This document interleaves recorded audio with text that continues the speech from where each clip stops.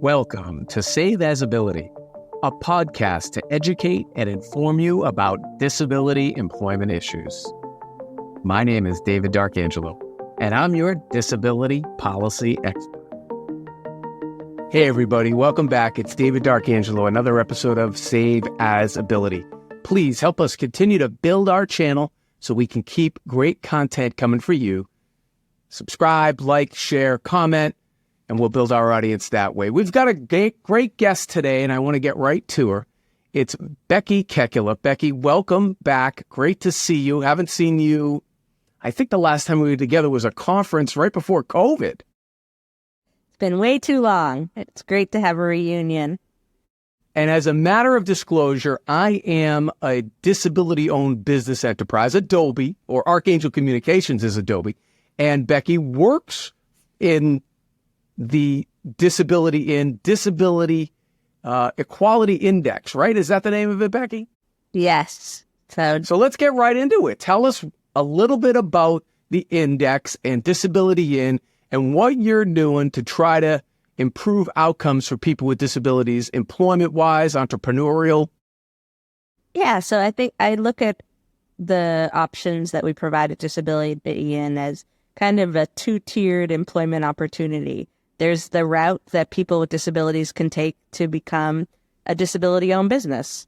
51% owned and operated by someone with a disability. Find something you're passionate about, go for it, be your own boss, and you're also more likely to hire people with disabilities to work for your company. And then those disability-owned businesses can work with major corporations as potential vendors. And working with the major corporations, they're ready, willing, and able to hire people with disabilities. They just need to learn how. We often talk about how even Microsoft, it's a company of 200,000 employees. But even if every person at Microsoft had a disability, that still would not solve the unemployment rate issue for people with disabilities. So that's why direct competitors are coming together to share the latest and greatest best practices to be more inclusive of people with disabilities. There's also a program called the Next Gen Leader Program, where it's students who have disabilities in STEM, finance, or business positions, and they're willing to come to the conference, work with our corporate employers, get interviewed, and some people get hired just out of our conference and our network.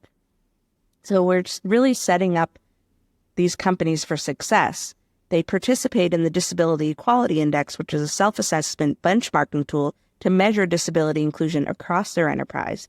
They're taking those steps in parallel to hiring the talent pool that we have, and then also considering supporting their potential employees or even current employees to find something they're passionate about, start their own business. And it really gives people with disabilities a way to feel empowered and wanted. And it's great to even see almost like a bidding war where companies fight over talent because they're so great and can contribute a lot to the workplace. And I think what people forget is that people with disabilities are the number one problem solvers. We're used to living in a world that isn't quite made for us. So we can bring those problem skills to the workplace if we're given the opportunity to be welcome and successful. That's a great point. We talk about that all the time on this podcast, is how you can use your disability almost as a qualification, right? So, but Becky, you've been instrumental with so many areas of inclusion, and I know you've worked in the entertainment industry and things like that. Can you give our viewers here a perspective of where we've come and maybe like the past 10 years, both, in employment, but also in the larger scene of inclusion of people with disabilities throughout our society and the workplace, really all of it? Absolutely. So I started my career with a struggle. I went to Providence College. I got a degree, just like I thought everyone who goes to look for a job does. And I chose after college to move out to Los Angeles. This was after I had 9 different internships in college. And I thought that I had the qualifications to get an entry-level job in the entertainment industry. The reason why I wanted to work in the entertainment industry is because entertainment content influences how people with disabilities are treated in society. And more specifically, people with dwarfism, If people see us as elves or leprechauns or munchkins, they may laugh at us. But if they see us as positive doctors, teachers, lawyers on TV shows, they may be a little bit more respectful and may be willing to give us a little bit more of their time. And then there's lack of authenticity. Big name actors, they want to make big box office numbers, so they're going to put a big name actor in a role that describes someone as a wheelchair user, and then that person's going to get an Oscar just for playing bravery. And we don't like to see that either. Inspiration porn. We've talked about that a little bit too here. Yeah. So if people, do you think we've advanced it though? Where are we now as we sit in 2024? So I think where we are now is that there are a lot more avenues of content streaming. So there are a lot more options for there to be TV shows and movies that can take a risk and be brave and be inclusive. One of my good friends started this film challenge. It's called the Disability Film Challenge, sponsored by Easter Seals out in Southern California. And I really think that has been a funnel for talent to get exposure and invited to be on those bigger name projects. But there's still a long way to go. GLAAD produces a report every year, and it's where we are on TV. And the percentage is still less than 10% of people with disabilities represented on primetime TV shows. And we often forget that 75% of disabilities you can't see.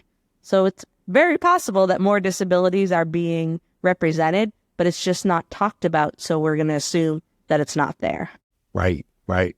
Well, Becky, tell our viewers what they can do to get involved with some of your projects, or as we start to finish up here, let them know what they need to do to get in touch with you or Disability In or the programs you're working on.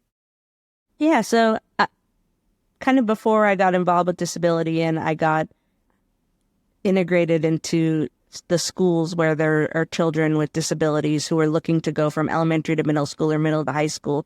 And they're going to meet a whole new group of people who may be curious and may, in return, point, stare, and laugh because they just don't know any better.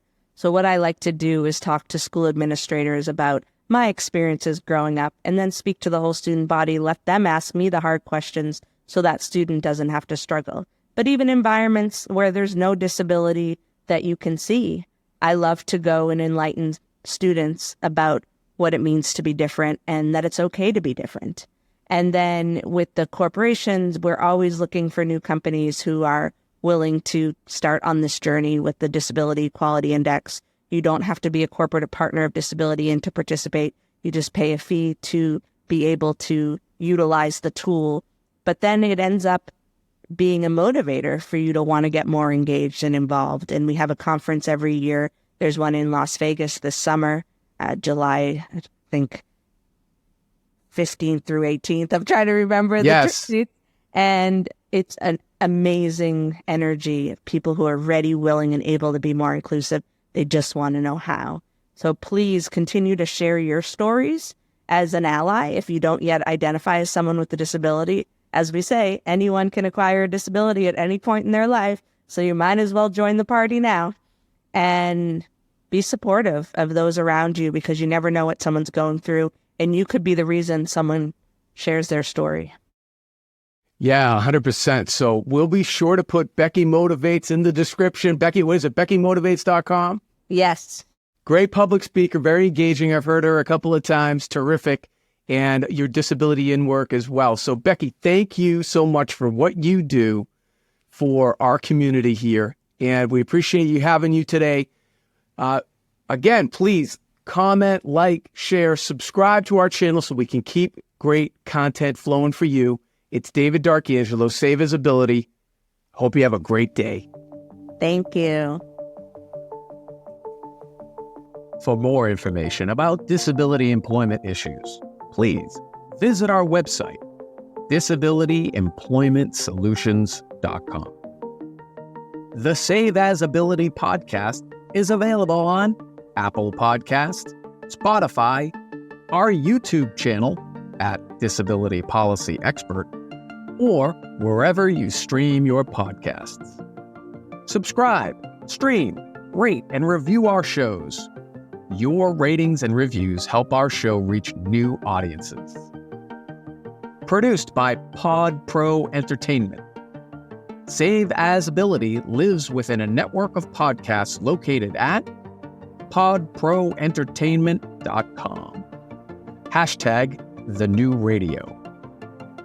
Again, my name is David Darkangelo, and I'm your disability policy expert. Until next time, thank you. I hope you have a great day.